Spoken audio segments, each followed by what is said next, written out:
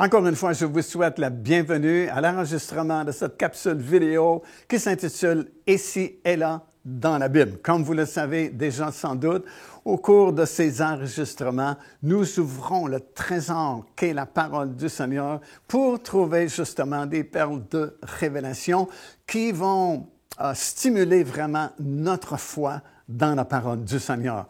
Le titre de notre enregistrement aujourd'hui, c'est « Le jour que Dieu a créé ».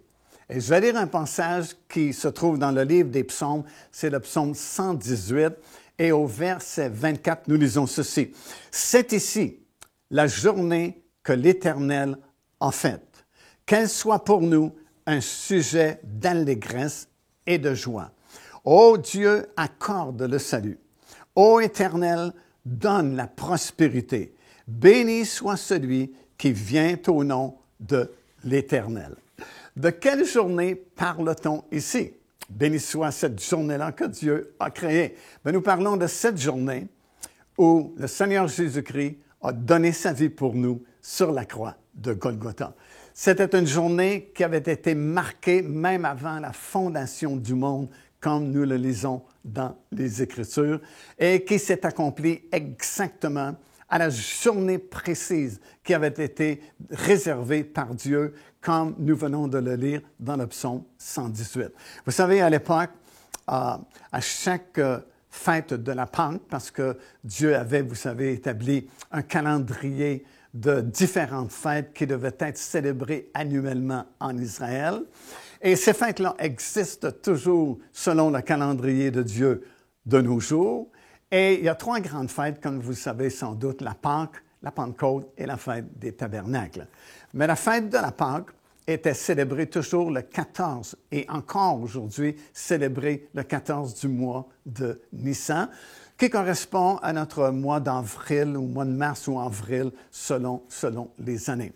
Et à chaque année, 4 jours avant la Pâque, c'est-à-dire le 10 du mois de Nissan, chaque personne choisissait un agneau pour l'offrir 4 jours plus tard en sacrifice à l'occasion de la fête de la Pâque.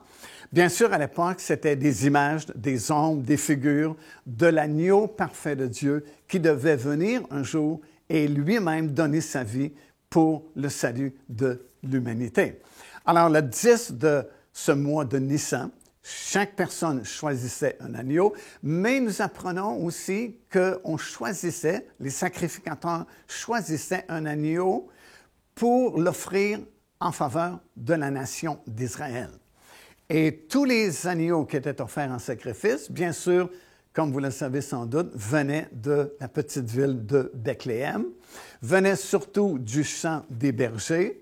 Et ces bergers étaient des bergers un peu spéciaux qui étaient à l'emploi du temple de Jérusalem et qui avaient comme mission de protéger ce champ de brebis et d'agneaux parce qu'aucun agneau qui était offert à la Pâque ne pouvait être blessé, ne pouvait avoir une infirmité parce que chaque agneau était un symbole de l'agneau parfait de Dieu qui viendrait un jour.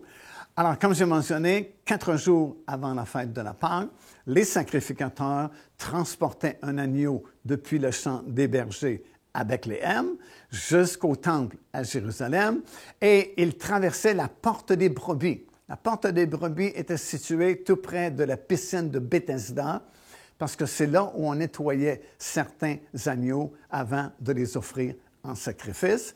Et à cette occasion, le 10 du mois de Nissan, la foule se réunissait à la porte des brebis et chantait ce verset que j'ai lu au début de cet enregistrement du psaume 118, que Dieu a créé un jour particulier et chantait « Béni soit le roi qui vient au nom du Seigneur », comme il est écrit dans ce passage-là de l'Écriture.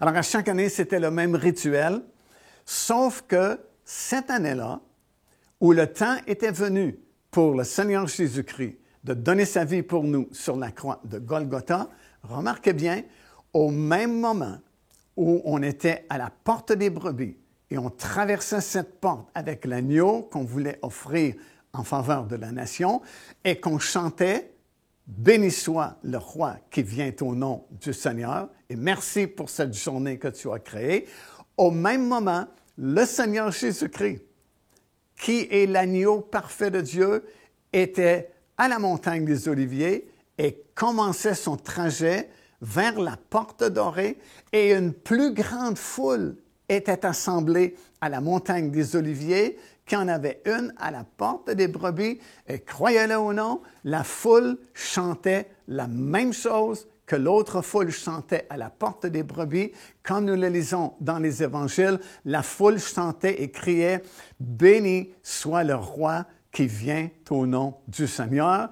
Mais cette fois-là, ils chantaient ce cantique à Jésus-Christ qui était sur le dos d'un âne et qui traversait le pont qui reliait la montagne des Oliviers à la porte dorée. Et en cette journée-là, c'était exactement la journée prophétisée par Daniel dans l'Ancien Testament où le roi d'Israël devait se présenter au peuple pour être accepté comme roi d'Israël.